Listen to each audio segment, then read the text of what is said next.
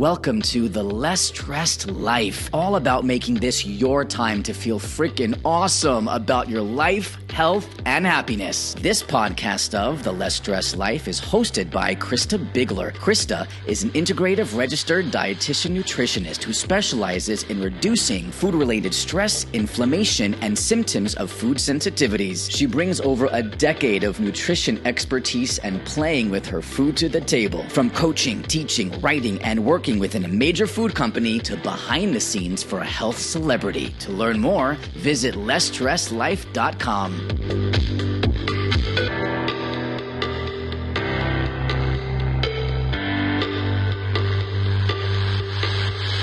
Hey there, thanks so much for joining me on this week's episode of The Less Stressed Life. Today, well, actually, I was editing this episode and it took me way back. My friend Kylie and I recorded this before the podcast launched earlier this summer. So if we reference some particular times in our lives, it was a few months before. Today, Kylie's going to be talking about her diagnosis of what a mainstream term is called adrenal fatigue. So your adrenals sit above your kidneys and they're related to stress in some ways, right? But so some of the primary organs I always focus on to be very comprehensive with my clients is looking at, adrenal function or signals and signs of stress, largely gut health and liver health. And so Kylie's going to talk a little bit about what she found out about her own adrenal health. And adrenal fatigue is something sort of used really loosely in media and things, but the more technical term is HPA axis dysregulation. So hypothalamic pituitary adrenal axis dysregulation. And that's a pretty big mouthful. So you can see why the other one kind of is a little more attractive.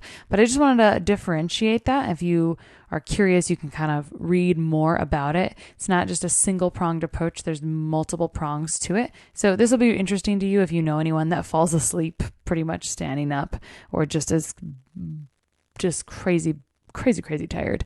So this will be interesting to you.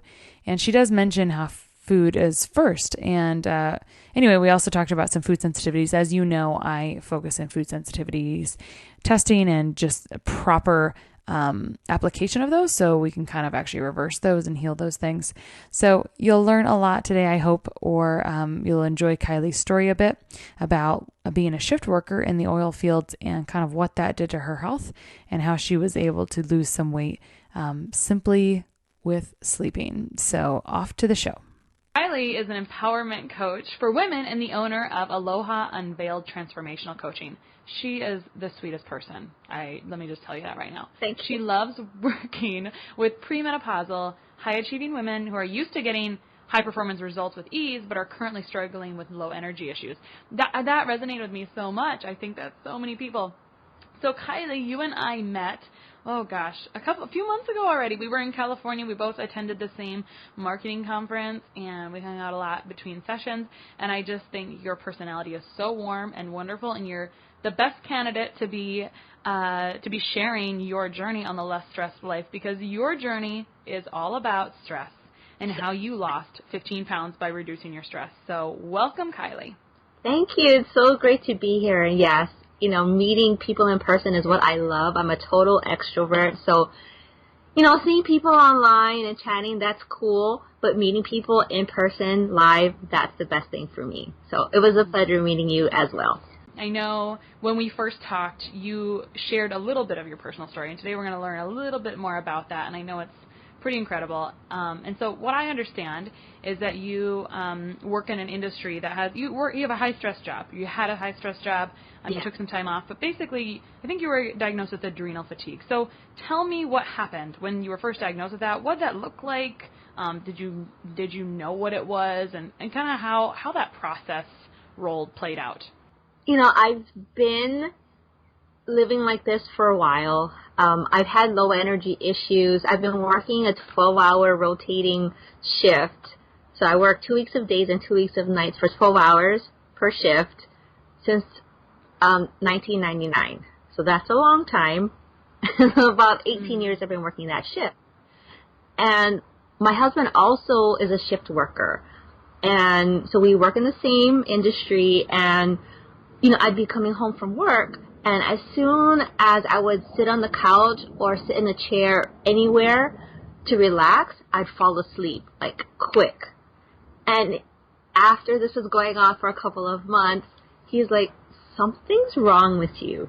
I'm like, no, nothing's wrong with me. I've been working shift work for 18 years. This is just normal. This is what I see my coworkers go through, like, you sit down in a chair and you kind of doze off when you're on shift.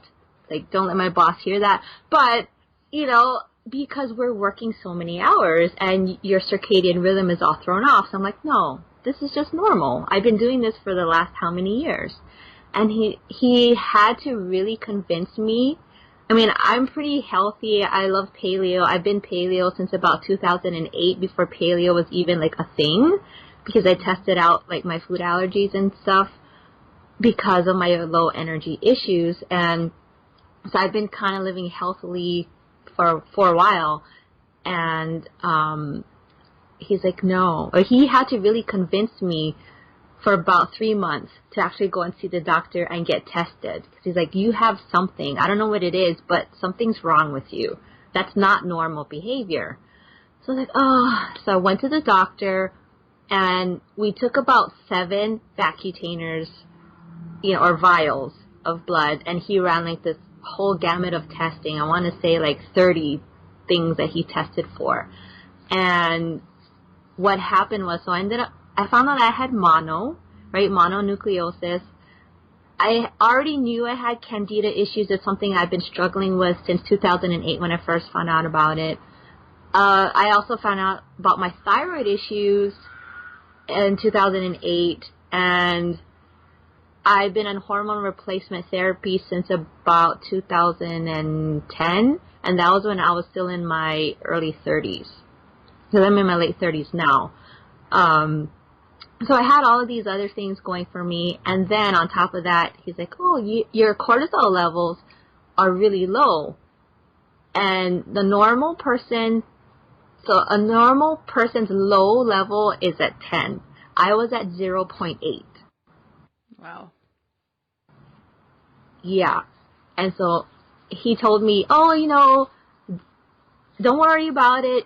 He's a naturopath, so that's totally awesome. But he gave me these supplements, and he's like, okay, but what I really need you to do is sleep for 9 to 10 hours a night. And my husband was there, and knowing the shift work schedule that we work, we both, were laughing at each other through our eyes across the room. We're like, there's no way I can get 9 hours of sleep a night.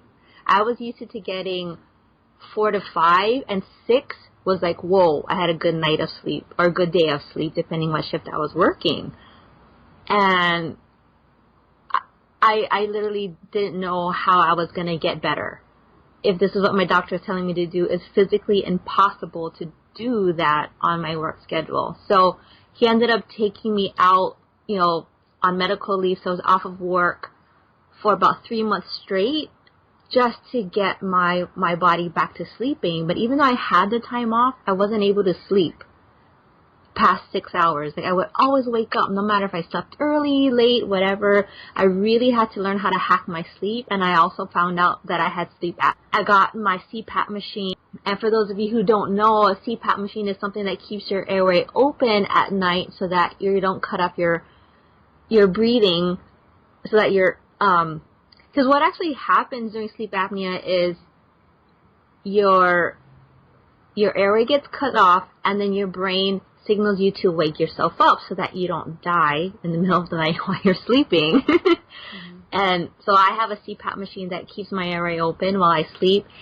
And after I got that, I had the best sleep ever. But for the first couple of weeks of being with the CPAP machine, because my body was so fatigued, I would wake up tired. All I wanted to do was sleep. Now that my body was getting this real good quality sleep, it just wanted to keep sleeping so that I could recharge.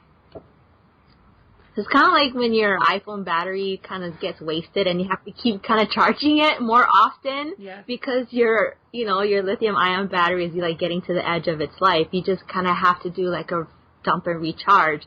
that's what I think was happening with my body. I just couldn't keep my charge. I love your analogy there. And actually, I can't wait to have my mom listen to this episode, because you're talking and I'm like, this is her, because she did shift work for years and years, and I just felt like watching her and growing up and seeing that. She didn't go back to nursing work until I was, I don't know, old enough to stay at home by myself when I was in school with her. But I just kind of remember seeing how it aged her quickly, right? Because when we don't have sleep, there's a lot of side effects of that, right? So I'm really taking in all the things that you had. I'm like, oh, there's all kinds of light bulbs going off and things. So so were you searching for other answers from other providers before finding the one you found? Not really, because your husband said, there's something wrong with you, and then you went into your naturopath. Is that somebody you'd been seeing for a while before, or was he new to you?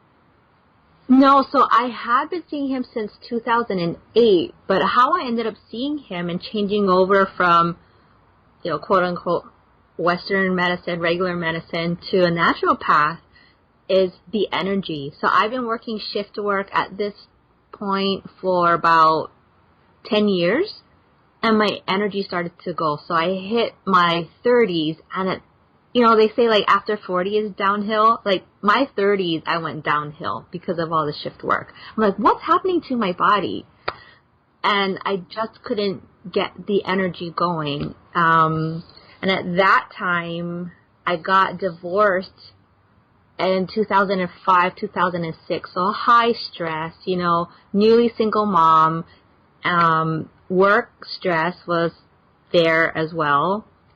And just the work hours and everything was really starting to get to me, plus being a newly single mom, and I didn't have the energy. So my life group leader, or it's a cell group at my church, she had went to this doctor, and she started to lose weight, and she's like, yeah, I took this food allergy test, and she showed me her little list. So they give you like this card that you can keep in your wallet. She showed me her list. So she couldn't eat stuff like eggs. There was about 10 things on her list that she couldn't eat, and she had eliminated those, and she lost weight. So she was a more heavy-set lady, and she had slimmed down. You could notice that. I'm horrible at noticing if people lose weight. So if I noticed it, I was like, wow, okay, and I was like, yeah, because I don't need to lose weight. I've never really been overweight, you know what I mean? People say, oh, even when I gained that extra 15 pounds, I'm 5'3", I was 140, so that is not healthy, people couldn't even tell, but I could tell because my clothes were, like, getting tight. I'm like, what am I doing wrong? Anyway, back to my friend. She had lost weight, but the thing that got me was, she's like, wow, I have, like, the greatest energy ever, and I was like, I need that. So I've been on this quest for more energy ever since I entered into the shift working world, and I hit my 30s, and, all the things that used to work in my 20s didn't work anymore. Yeah, and I love hearing how this perfect storm kind of happened, and how it's like a domino effect, right? And I feel like so many people come into learning about different things by all those relationships. But yeah, keep going.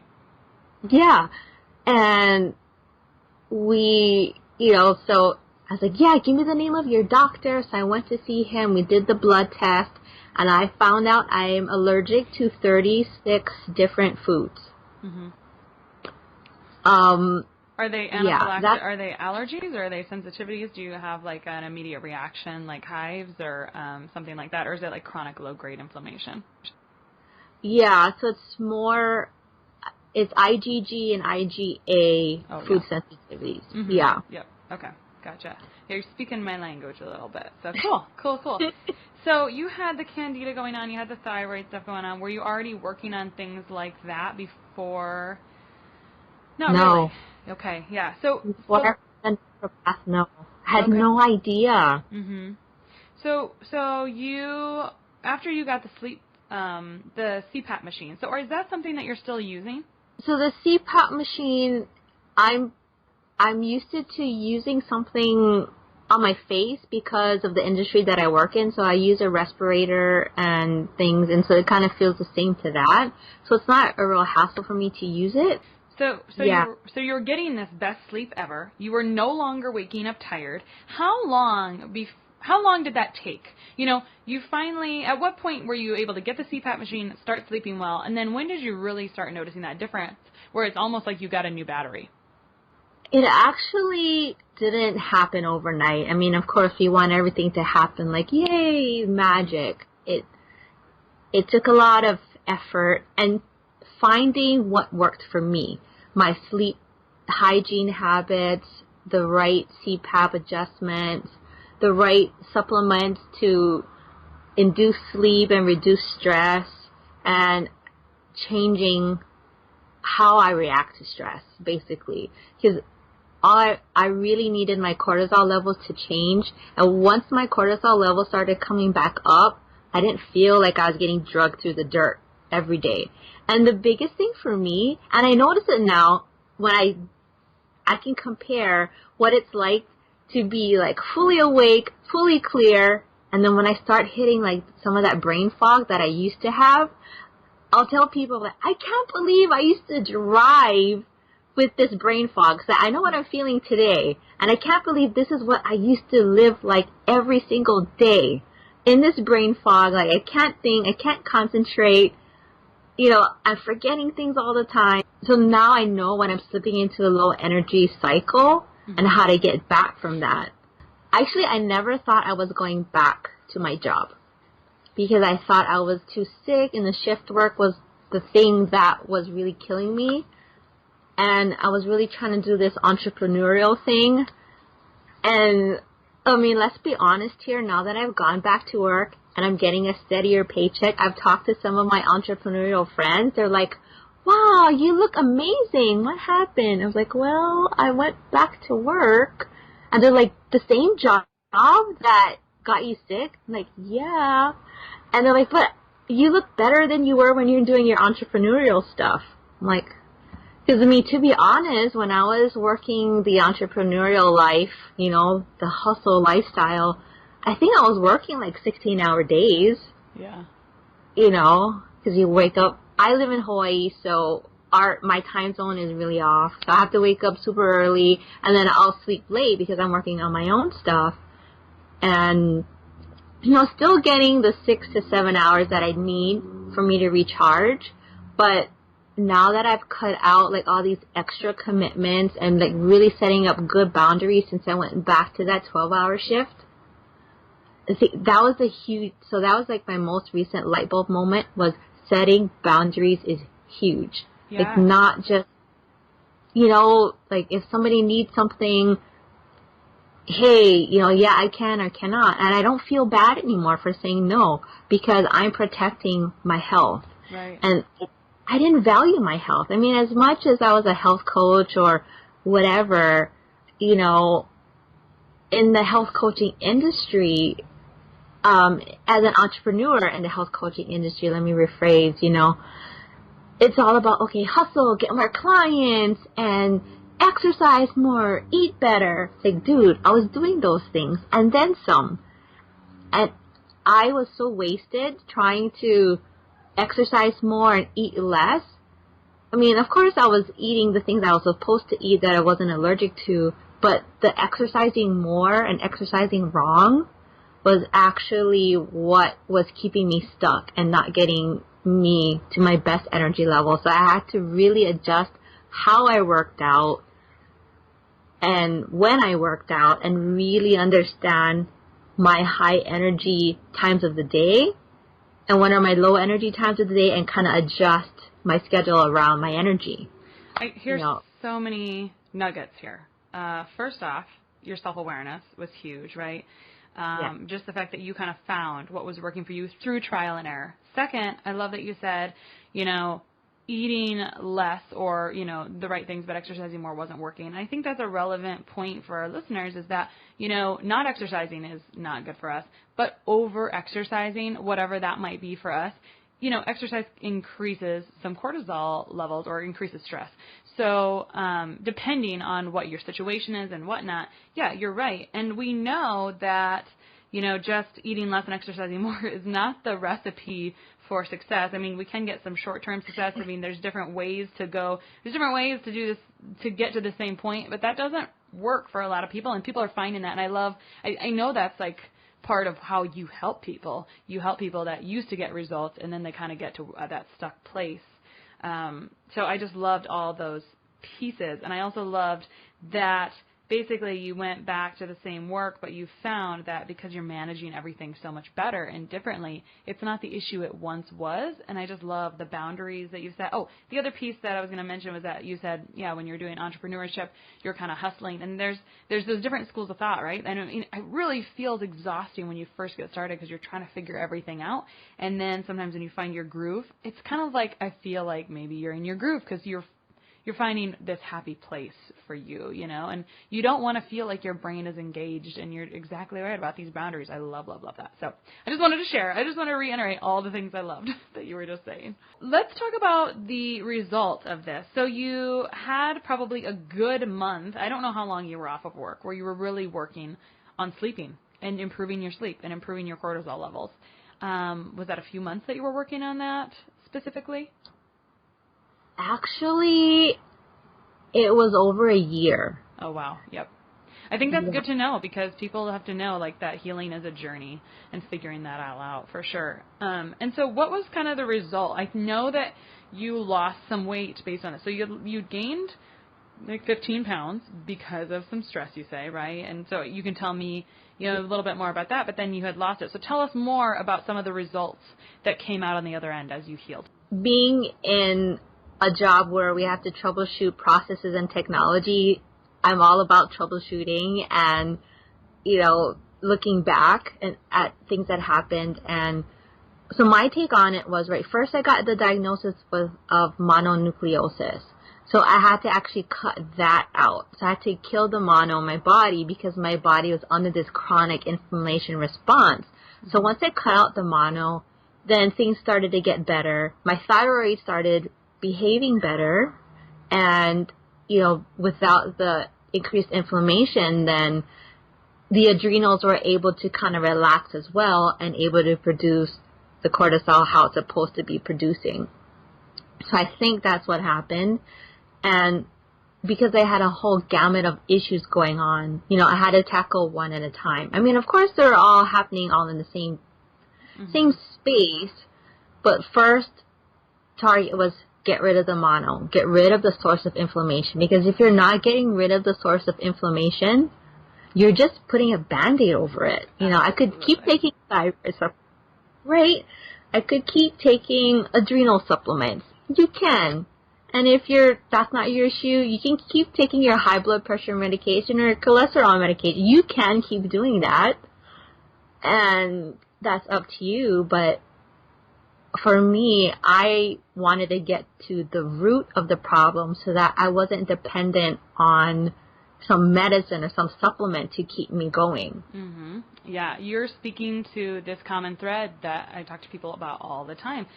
So basically, addressing the underlying stress, right? And it could be one of, 4 major things, like a pathogen, could be food, could be environmental toxins. So you were addressing the proper thing, right?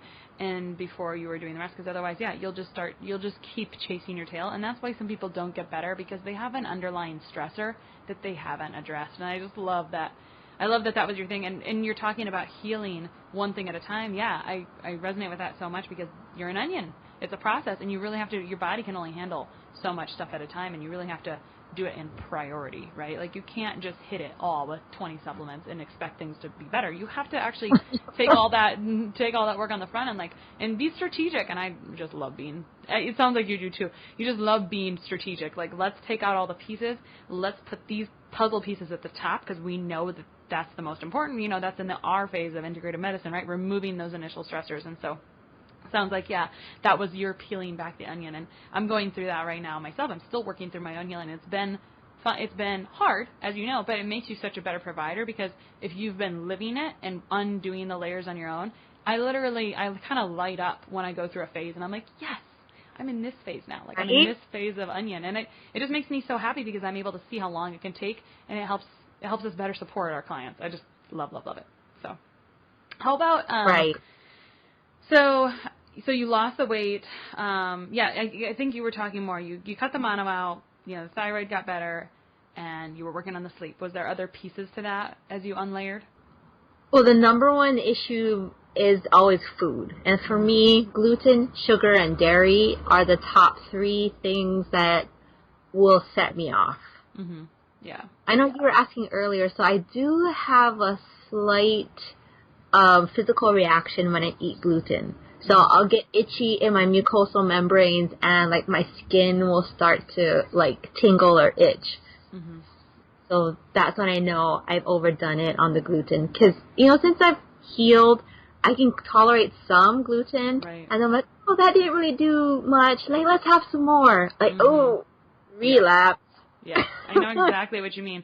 And that's always something I talk to people about. Like, our goal is really to get healed so you're not having food sensitivities. But you just never know, because some things have there's certain reasons that you're reactive to certain things, like the way they're being processed, the things that are added to them, whatnot. So I love that you say that, because I think we all do that thing where we're like, yeah, well, I can tolerate this. And you find out, yep, what's the threshold? Where are you at with that? So yeah, I think food is... Obviously, I think food is a big one, for sure. And so if you had to tell someone that's listening and maybe feeling just like you felt, like, what would be your gut reaction? Like, what would you tell them that they could do now? Or what are some of your takeaways for that person right now, if they're just listening to this and really resonating and being like, I think I just found what was wrong with me? Yeah. So first off, what I always tell my clients is caffeine and sleep. You know, get off the caffeine. I mean, if you need one first thing in the morning to kind of perk up, then that's it, like, for a while. Because the funny story is, when I first got my diagnosis, my cortisol level was so low, the doctor told me, normally I tell people to lay off the caffeine, but your cortisol levels are so low, I don't know if you'll actually be able to survive without it. So let's just keep you on maybe like 1 coffee in the morning for now. Like, can you imagine my naturopath telling me, oh, drink coffee once in the morning? Well, he was being smart. He didn't want you to fall off the deep end. Yeah.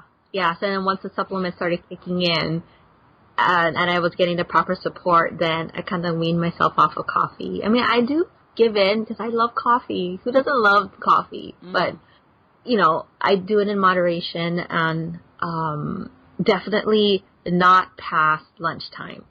Mm-hmm. And you figured out that works for you. Yeah.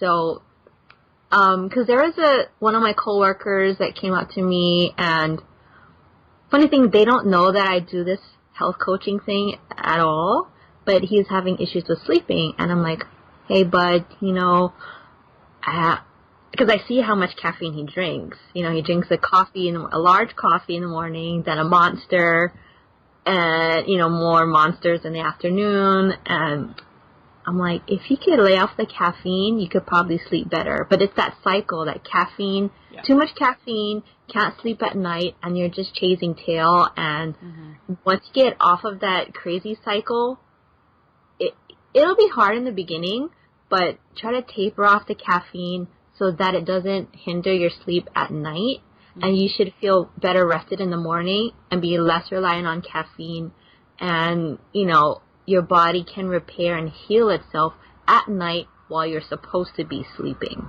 Right. You know, you need to get into those deep levels of REM sleep in order for your body to repair itself, and if you're not repairing your body, then what's the sense of sleeping? Absolutely. Yeah. I think sleep and like quality water are the easiest things we could do for our health that we discount and we're not doing properly, right? And I bet you did a lot of study about sleep as you realized that you need it, right? Oh, yeah. Yeah. So where can people find you if they want to learn more about your transformational coaching, or they just really feel like they're going through the same thing you have gone through? So my website is, you know, www.alohaunveiled.com. So it's ALOHAUNVEILED.com. And that's my main site. You can find me there. I hope that those that are listening found some inspiration in your story today, in that just by getting proper sleep and hacking your sleep and really working on that, what a huge difference you were able to make in your life. And by addressing things in the right priority and understanding it would take some time. It was really time, and you were able to heal, and you've been able to return to your life in a better place. So I love that, and I think that your story is so real and raw, and I hope it inspires someone else to kind of live out their less stressed life. So thank you so much, Kylie. Thank you. It's so great being here.